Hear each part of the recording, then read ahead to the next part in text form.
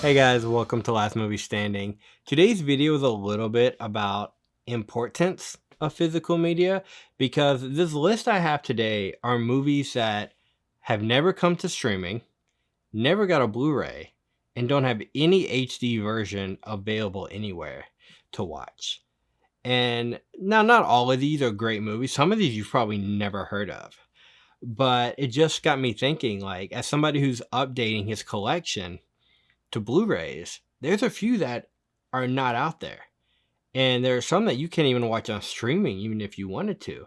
And this first one never even came to DVD. It got a bootleg, I think, from a Laserdisc somewhere, but never came to DVD. Beastmaster 2, Portal Through Time. Is that what it's called? Through the Portal of Time. This is not the best movie. I will just plainly admit. But if you grew up loving Beastmaster like I did, like I want this on Blu-ray, like for just mostly nostalgic reasons. It's crazy because the first one we have in the best quality. You know, we have a 4K clean restoration of this in multiple cuts. The sequel, we don't even have a DVD. It's not on streaming. You can watch it on YouTube for free. But I've come to find out if there's a movie only available on YouTube and doesn't have a DVD, I'm going to find the VHS as clean as I can because it's probably going to be better quality than the ripped digital, analog digital transfer. But I would love to see Beastmaster 2 get some kind of upgrade. I think I heard somewhere on a forum that the negative is just completely destroyed. It's lost, it's destroyed, it's something. Because I figure Vinegar Syndrome would want to do the second one if they did the first one. But I also read that I think I saw on a recent podcast that the first one was one of their hardest ones to do. So I don't know what's going on with the second one, if we'll ever get it. But I'm so stoked to have that on VHS. Plus the artwork on it is dope. With the yellow, it's just dope. This next one, I don't know if anybody's ever heard of this movie. I'm the only one I know who's ever seen it. The First 20 Million. I think it's also called The First 20 Million is the hardest to. That's what I always called it. It's from, when is this from? 2002. I don't know if this was an HBO movie. It says Fox on here, so no hopes right now of it ever coming to Blu-ray. But it's got Rosario Dawson. It's got another Jay Busey movie. It's it's got the fat guy. I don't know his name. He's super thin now. The dude from Mallrats, who's like looking at the painting. That guy's in here.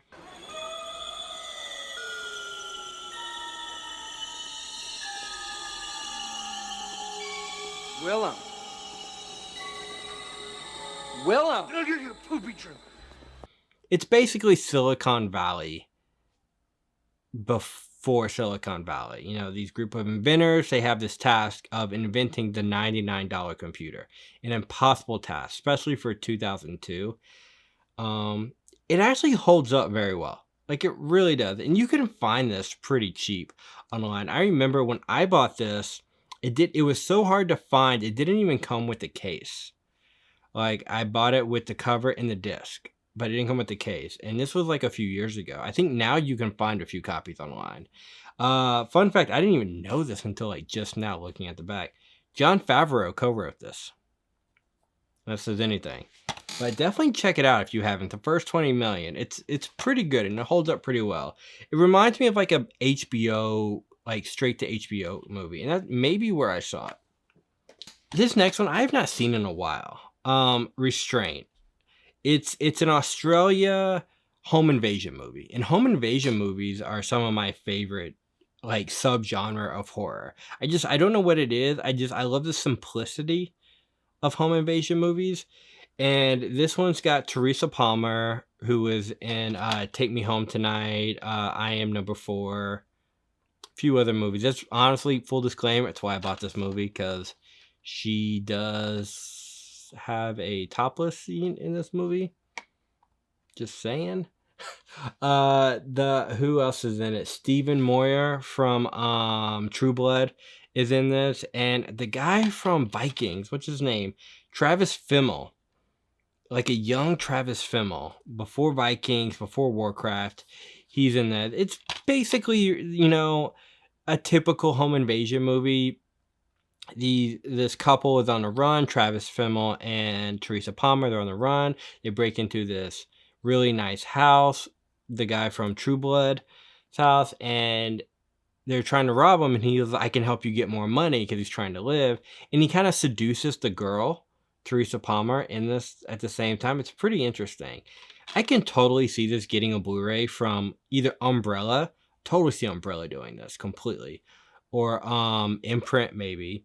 But yeah, this one's not on digital here in the States. It might be on digital in Australia, but it's not on digital here in the States. And you can only get it on DVD. And this is from 2007, so this is after VHS. You can't get the VHS of this either. Mischief. Mischief, if you are into 1950s movies, this is okay. This movie wants to be Porky's, but it also wants to be Rebel Without a Cause at the same time. It's a mix of those two, I would say, because it's a raunchy comedy that is light on the comedy and more of a serious, it takes itself way more seriously as a movie. This movie's probably most famous for Kelly Preston scene in the movie. If you've seen the movie, you know what I'm talking about. I love 1950s movies. This is not my favorite movie set in the 1950s, but I just love the time period. I love the music. It's got a really good soundtrack. And there's a few scenes in here that are just absolutely amazing. The very end scene, I'll just say, like, it's a car fight. It is literally the main two of the main guys, a good guy and the bad guy, going at it, car fighting, just ramming into each other's car. It's like an Australian Mad Max in the middle of Back to the Future's time, you know, the Times Square. Like, you know, it's really cool, actually. Like, the only thing that I'm kind of like, I don't know, but the weakest part of this movie are the two main male leads. So the two female leads, you have Kelly Preston, and you have, who's the girl? The girl is from, I can't think of it off the top of my head. But it's also got the girl from Lost Boys. You remember the main chick in Lost Boys? This is before that, and she has a glow up in this movie because in Lost Boys, she's so hot. And in this movie, they dress her so nerdy and down. But by the end of it, she's like hot again, which is kind of crazy. So basically, this movie follows two storylines. It follows the bad boy, the James Dean type character, falling in love with like the girl next door, wholesome, good girl. And he befriends this kind of insecure, nerdy, all he wants to do is have sex with Kelly Preston, who's kind of like the slutty blonde character. It's almost like the same character she's playing in Secret Admirer, almost. These two movies are very similar in that aspect. But this kid is just, all he wants to do is have sex with this chick. That's all he wants to do. And he's kind of unsympathetic. He kind of gets on your nerves a little bit.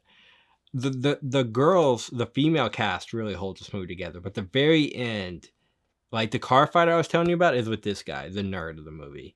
Like, he really steps it up. But yeah, this movie, I think it at one point was becoming like really hard to find, and this one might be kind of expensive now. I think this might be like more than $30 for the DVD, and that's when you know DVDs are becoming like harder to find, when they reach the 30-40 mark. I think I paid like $20 for this at the time when I got it a few years ago, and it's not on streaming anywhere. I could totally see this is totally a boutique label pickup. Like, totally. I could see Kino. This is very much a Kino kind of release. I could totally see them picking that up. Oh, this next one. Probably way too young to watch this when it came out. How to Be a Player with Bill Bellamy. This is a Def Jam movie. Such a fun movie. It's from 1997. I probably saw this on HBO. I was 10 when this movie came out, so I probably had to sneak watch this a couple times as a kid. It's very kinda it's from that era. It's I don't wanna say house party-ish, but same vibes.